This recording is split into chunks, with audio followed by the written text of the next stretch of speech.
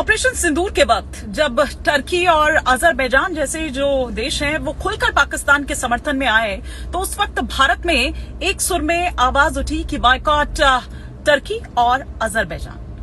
मतलब ना ही इन देशों की यात्रा करनी है और ना ही इन देशों की कोई भी चीज हो उसे खरीदना है, जो कि स्वाभाविक था, बिल्कुल ठीक था जो भी भारतीयों ने किया। क्योंकि आप ये देखिए कि मानवता के खिलाफ, मतलब आप ये सोचिए कि किस देश को ये जो दोनों देश हैं वो समर्थन कर रहे थे, जो आतंकवाद को पाल पोस रहा है, जो आतंकी हमारे यहां पर भेज रहा है। लेकिन सिर्फ टर्की और अजरबैजान ही क्यों?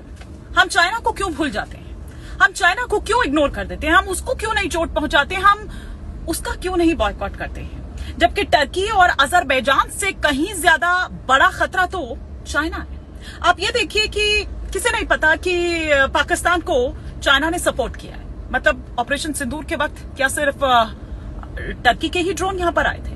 किसे नहीं पता कि वो चीन द्वारा निर्मित जो हथियार है, चीन निर्मित जो हथियार हैं, वो दरअसल पाकिस्तान इस्तेमाल कर रहा था।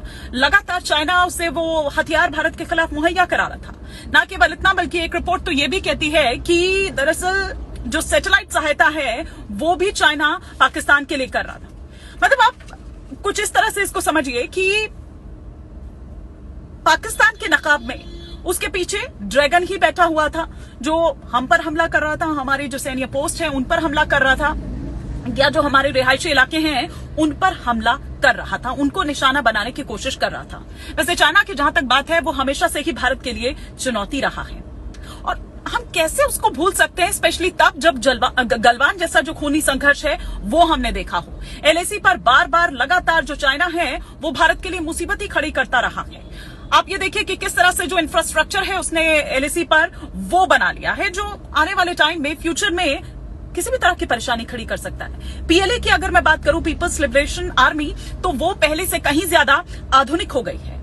और चाइना ना सिर्फ पाकिस्तान का साथ दे रहा है, बल्कि उसकी मदद कर रहा है, बल्कि वो बांग्लादेश हो, श्रीलंका हो, मालदीव से लेकर म्यांमार तक सबको हमारे विरोध में खड़ा कर रहा है। वो उनको तैयार कर, अक्साई चीन पर पहले से ही उसका अवैध कब्जा है। पीओके में वो बहाने से घुसने की कोशिश कर रहा है। आप ये देख रहे हैं कि बंगाल की खाड़ी से लेकर हिंद महासागर तक आप देखिए कि उसकी किस तरह से गंदी निगाहें। बल्कि ये छोड़िए, आप ये देखिए कि सबसे बड़ी जो बात है वो यूएनएससी का स्थायी सदस्य है। मतलब वो हमारे लिए किसी भी तरह की जो अड़ंगा लगाने की जो कोशिश है वो खड़ी कर सकता है। तो ऐसे में जो हमारी सरकार है, जो 2047 तक विकसित भारत का संकल्प लेकर चल रही है या सपना देख रही है, चाइना से कैसे निपटेगी? चाइना के लिए